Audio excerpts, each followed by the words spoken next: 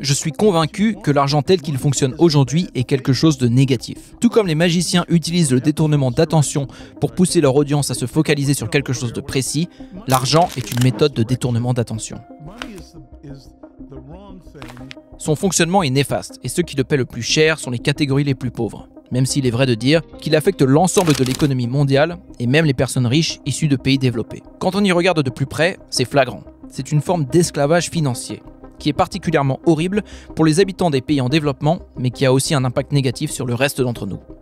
Dans la famille cypherpunk, je demande le grand-père. David Leitchum, né en 1955, a posé en 1982 la première pierre de ce qui allait devenir le mouvement cypherpunk dans les années 1990, dont sont issus PGP, les remailers anonymes et bien sûr Bitcoin, conçu en 2008 et lancé en 2009. Chum est l'un des personnages dont l'héritage intellectuel est le plus influent aujourd'hui dans le secteur crypto et dont les contributions ont durablement marqué Internet. Il a conceptualisé une proto-blockchain en 1982, contenant la majeure partie des éléments qui allaient être inclus dans Bitcoin 25 ans plus tard. Il a fait avancer le secteur de la cryptographie fondamentale en inventant le calcul multipartite sécurisé, dont il parle succinctement dans l'interview qui va suivre. Il est le fondateur de l'entreprise DigiCash, qui a émis la première monnaie digitale confidentielle, eCash, dans les années 90. Cette entreprise, basée aux Pays-Bas, a été une véritable pépinière pour le mouvement cypherpunk à ses débuts. Eric Hughes, Zuko Wilcox O'Hearn ainsi qu'un certain Nick Szabo ont tous été employés par cette entreprise. David Chum est assez mal connu du public, mais il est un personnage clé du monde digital et de la jeunesse des crypto-monnaies. Surnommé par certains le père de l'anonymat sur Internet et par d'autres le parrain des crypto-monnaies, il est un personnage d'une envergure comparable à celle du mystérieux Satoshi Nakamoto. Depuis la fin des années 90, David n'a pas chômé et a continué de mettre son expertise à contribution à travers des innovations comme Elixir, Praxis ou encore Better Than Money, une tentative de créer une monnaie de commodité virtuelle interfongible. Dans cette entrevue, David parle des avancées de la cryptographie auxquelles il a contribué, de sa vision du système financier, de son passé de crypto-analyste et de ses quelques contacts avec les agences de renseignement. Cette traduction synthétique est extraite d'une entrevue publiée en décembre 2023 sur le podcast Couchonomics with Arjun. Sans plus attendre, voici David Leitchum. Bienvenue sur Money Radar Crypto.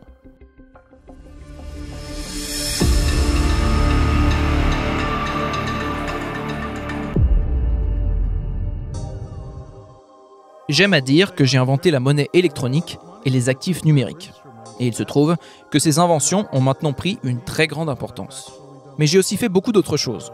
Par exemple, j'ai inspiré le mouvement cypherpunk en créant toute une suite de technologies de confidentialité qui permettent aux gens d'interagir avec la société de manière normale, tout en préservant leur vie privée. J'ai aussi eu le plaisir d'inventer ce qu'on appelle le MPC, le calcul multipartite sécurisé. J'ai reçu de nombreuses récompenses pour cela. C'est mieux qu'un contrat intelligent. C'est un moyen de résoudre tout problème d'hétérosécurité sur lequel nous pouvons démontrer des limites strictes. Ceci s'applique à tous les problèmes de ce genre, et ceux qui ne peuvent pas être résolus avec notre méthode ne peuvent tout simplement pas être résolus. J'ai beaucoup aimé travailler sur le MPC. Il y a quelque chose de très excitant avec le fait de développer des solutions à des problèmes scientifiques fondamentaux. La thèse que j'ai présentée à l'université de Berkeley inclut tous les éléments nécessaires à la création d'une blockchain, à l'exception de la preuve de travail, qui c'est vrai, a été omise. Il y a même un article sur mon site chom.com qui recense tous les gens qui ont reconnu que ma thèse faisait la liste de toutes les fonctionnalités communes aux blockchains, à l'exception de la preuve de travail. Vous pouvez même exécuter cette blockchain primitive, car je l'ai écrite à l'époque dans un langage de programmation. Donc j'ai fait beaucoup de choses dans ma vie. Mais comme je le dis souvent, les gens sont au niveau de leur invention la plus récente. Et c'est pour ça que je continue d'essayer d'innover. Faisons un retour en arrière pour que je puisse vous présenter mon cheminement de pensée au fil du temps. C'est pendant la période de 1977 à 1979 environ, alors que j'étais étudiant de master à Berkeley, que j'ai commencé à réaliser à quel point la défense de la vie privée allait être importante dans l'ère de l'information qui s'annonçait. J'ai imaginé l'arrivée des smartphones et tout ce genre de choses. Dans le monde de l'information, la confidentialité n'a de sens que si elle est contrôlée au niveau individuel.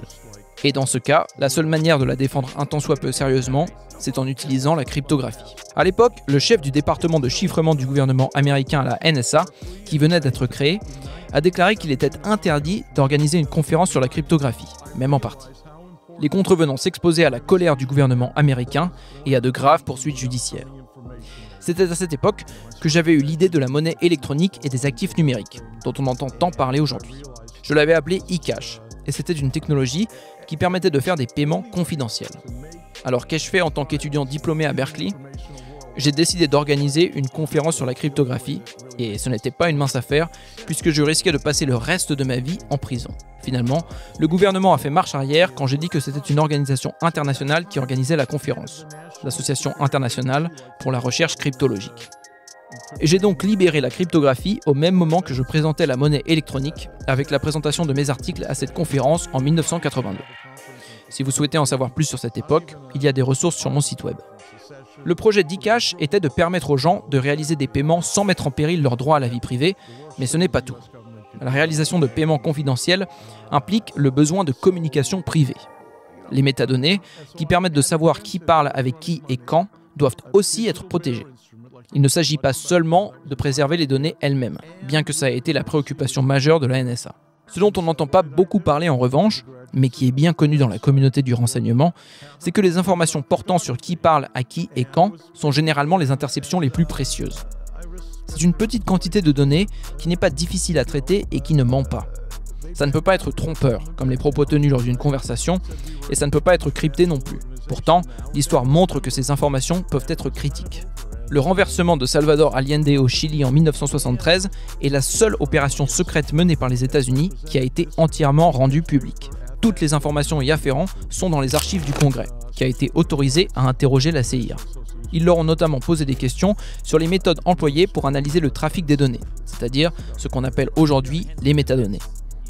Ils ont reprogrammé la centrale téléphonique du complexe présidentiel au Chili afin qu'elle appelle chaque nuit un numéro anonyme aléatoire relié à Washington DC. Cet appel servait à transmettre toutes les informations sur les appels passés dans la journée. Quel numéro avait appelé quel autre, à quelle heure et pendant combien de temps. Les propos tenus lors de ces appels n'ont pas été transmis car à l'époque, cela représentait beaucoup de données. La CIA avait alors payé de nombreux universitaires pour qu'ils développent des théories d'analyse des données. Celles-ci ont permis aux États-Unis de savoir exactement qui éliminer pour mener une attaque éclair et faire un coup d'État sans aucun problème. C'est l'un des exemples qui m'a fait comprendre à quel point les données de trafic étaient importantes. La solution que j'ai conçue pour pallier à ce problème s'appelle le mixage, et elle est incluse dans la version 2.0 de eCash. Il y a aussi un troisième aspect de la confidentialité d'eCash qu'on peut généraliser par ce que j'appelle le mécanisme d'accréditation. Grâce à ce système, vous pouvez être connu de plusieurs organisations sous des pseudonymes différents, mais que vous contrôlez tous vous-même. À chaque fois que vous recevez une certification positive vous concernant, comme un diplôme, une assurance ou une preuve de paiement, vous pouvez la montrer à travers l'un de ces pseudonymes. Généralement, si une entité vous envoie une requête, vous pouvez décider d'y répondre ou non de manière spécifique.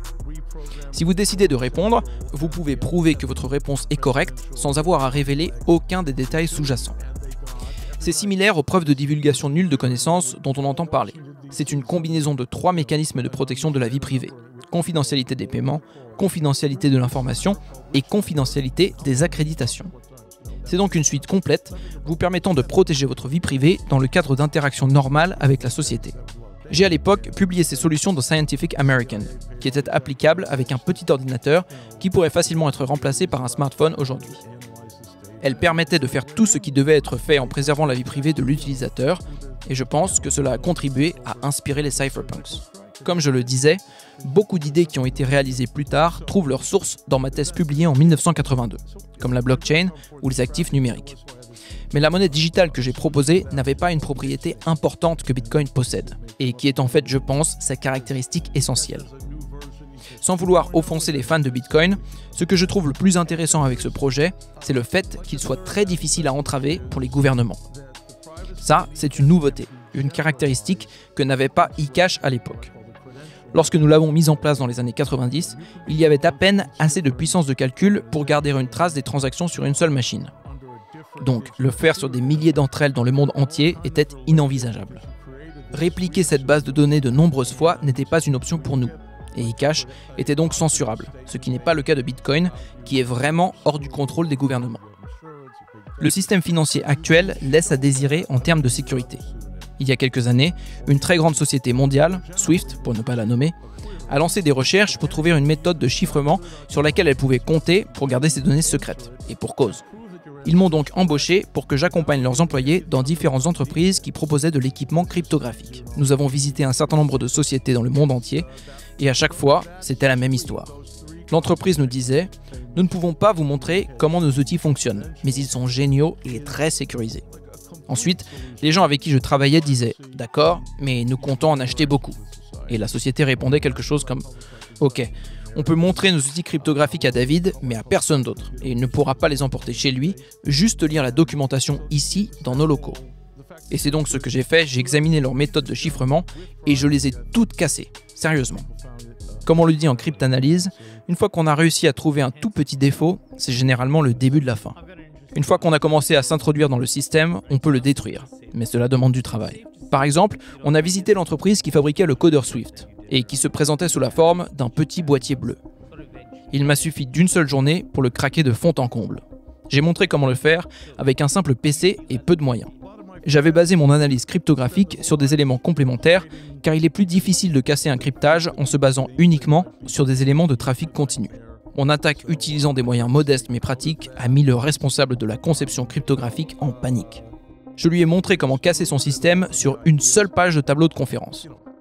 Par la suite, à chaque fois que je le croisais à une convention, il me disait qu'il avait toujours ma page dans son coffre-fort. Il était vraiment sans dessus-dessous.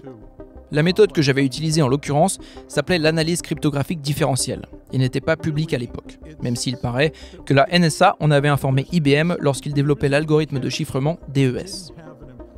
Mais la première publication au sujet de cette méthode n'a vu le jour que des années plus tard, dans un article de Shamir et Biham. Toute cette histoire s'est avérée être un gros problème parce que toutes les banques avaient un codeur Swift, dont elles se servaient pour envoyer des messages.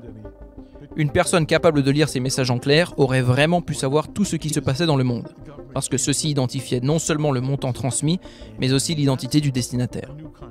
Le gouvernement avait tout simplement accès à une transparence totale des paiements mondiaux à grande échelle. Ils m'ont payé pour réparer ce problème, ce qui était un vrai bazar. Ça faisait peur. Plus tard, nous nous sommes rendus dans une autre société en Suisse, la plus ancienne et célèbre qu'ils aient dans le domaine de la cryptographie. Et j'ai aussi brisé leur chiffrement. Or, il s'est avéré ensuite, et c'est maintenant de notoriété publique, qu'ils étaient secrètement détenus et contrôlés par la CIA et l'équivalent allemand de la NSA, le Nachrichtendienst. Beaucoup de pays avaient acheté cet équipement pour l'utiliser à des fins militaires et diplomatiques. Et les Suisses ont vraiment été troublés par la manière dont j'avais compromis la sécurité de leur équipement, même si je ne l'avais pas cassé aussi complètement que la société du codeur Swift que j'ai mentionnée.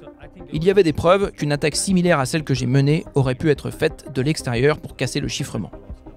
Toutes ces choses sont un peu folles, et je n'ai pas pu en parler pendant des années, puisqu'elles étaient secrètes. Il y a une autre entreprise dont j'ai cassé le chiffrement, qui produisait du matériel cryptographique. Un de mes amis m'a envoyé des photos de la façon dont il était utilisé dans un contexte militaire. Il y avait des photos dans un grand magazine où l'on pouvait voir la marque de cet équipement. Ça veut dire que certains des pays que nous essayons d'aider recevaient du matériel qui n'était en fait pas sécurisé du tout.